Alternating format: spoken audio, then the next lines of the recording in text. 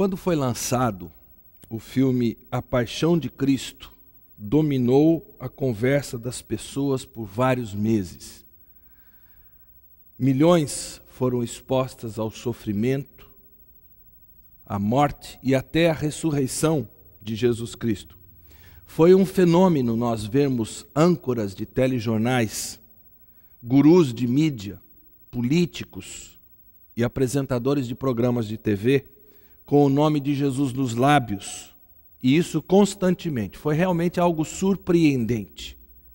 Aliás, eu penso que todos nós que aqui estamos tivemos a oportunidade de testemunhar de Jesus de uma forma mais aberta naquela época, e isso foi positivo. Mas houve um lado negativo em tudo isso. Uma familiaridade excessiva com o Jesus da cultura popular não é algo necessariamente uma coisa boa. E de lá para cá nós tivemos que expor claramente o Jesus das Escrituras em contraposição ao Jesus da preferência da imaginação popular.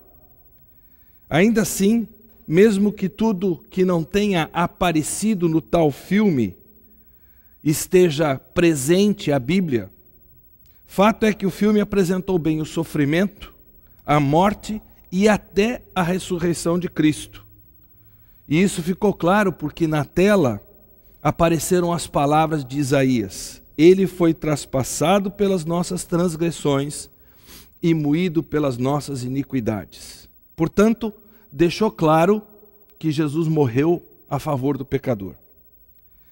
Mas assistindo ao filme, alguém poderia concluir que Jesus morreu pelo pecado de todos, portanto nós estamos tranquilos, como se diz na gíria popular, numa boa. Por outro lado, o filme deixou muitas perguntas não respondidas. Fiquei sabendo, por exemplo, de um judeu que, ao assistir o filme, ele saiu, comprou um Novo Testamento e ele fez uma leitura dos 4 evangelhos numa tacada só. Porque as perguntas que ficaram para ele no ar foram: por que fizeram isso a Jesus? Como aconteceu? O que isso tem a ver comigo? Eu achei muito interessante que o Dr. John MacArthur fez para aproveitar aquela ocasião.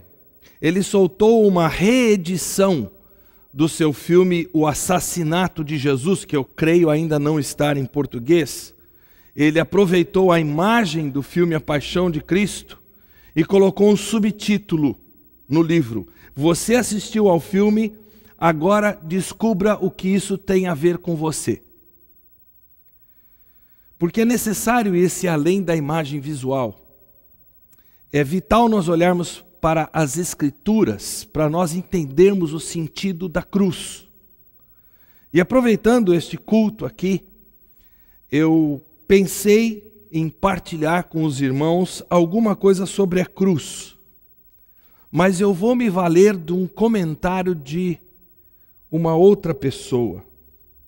Um comentário portentoso desse acontecimento, que é o comentário escrito pelo próprio Deus e que nos está relatado em Mateus 27, no momento em que tudo estava acontecendo. Mas é importante nós irmos além do sofrimento físico de Jesus, muito bem explorado pelo filme. Embora Jesus tenha sofrido muito, é provável que milhares de pessoas sofreram fisicamente até ainda mais que Jesus. O sofrimento físico de Paulo, por exemplo, ele foi açoitado 5 vezes. Ele foi fustigado com varas 3 vezes. Mas o sofrimento de Paulo nada teve de redentor. Existe algo na morte de Cristo que vai além de um homem sofredor. Jesus não se tornou o herói dos oprimidos, o herói dos que sofrem abusos, daqueles que sofrem sob o poder de um Estado opressor. Vamos ao comentário do próprio Deus e ver o que ele diz. Mateus 27, 45 a 53. E houve trevas sobre toda a terra, do meio-dia às 3 horas da tarde. Por volta das 3 horas da tarde, Jesus bradou em alta voz: Eloi, Eloi, lama sabachthani, que significa: meu Deus, por que me abandonaste? Quando alguns que ali estavam ouviram isso, disseram: ele está chamando Elias. Imediatamente um deles correu em busca de uma esponja, embebeu-a em vinagre, colocou-a na ponta de uma vara e deu-a a Jesus para beber. Mas outros disseram: deixem-no, vejamos se Elias vem salvá-lo. Depois de ter bradado novamente em alta voz, Jesus entregou o Espírito. Naquele momento, o véu do santuário rasgou-se em 2 partes, de alto a baixo. A terra tremeu, as rochas se partiram, os sepulcros se abriram, e os corpos de muitos santos que tinham morrido foram ressuscitados. E saindo dos sepulcros, depois da ressurreição de Jesus, entraram na cidade santa e apareceram a muitos. Uma série e tanto de eventos. 6 milagres acontecem nesse trecho que nós lemos.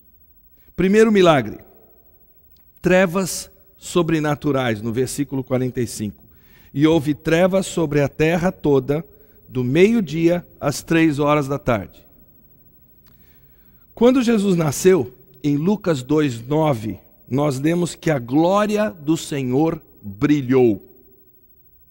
Zacarias, pai de João Batista, antevendo a chegada do Messias naquela época, disse: do alto nos visitará o sol nascente para brilhar sobre aqueles que estão vivendo nas trevas e na sombra da morte. Lucas 1,79. Quando Jesus veio, a luz acendeu. A luz de Deus, a gloriosa luz do Evangelho, brilhou no rosto de Jesus Cristo. O próprio Jesus declarou lá em João 8,12: eu sou a luz do mundo. Quem me segue nunca andará em trevas, mas terá a luz da vida. Em João 12:35 e 36, Jesus disse: por mais um pouco de tempo a luz estará entre vocês. Andem enquanto vocês têm a luz. Naquela altura, Jesus era a luz. Luz para os gentios, luz para o mundo. Mas na sua morte houve trevas sobre toda a terra, do meio-dia até as 3 horas da tarde. Marcos 15:25 diz que eram 9 horas da manhã quando o crucificaram. Então, durante 3 horas, Jesus ficou pendurado na cruz, desnudo, perante uma pequena multidão, enquanto havia luz. Foi durante esse período que os soldados o pregaram na cruz, colocaram uma tábua com aqueles dizeres sobre a cabeça dele. Foi durante essas 3 horas que ele ficou suspenso, em tremenda indignidade perante os olhos de quem ali passava, dos soldados, dos curiosos, dos líderes religiosos que o insultavam e menosprezavam.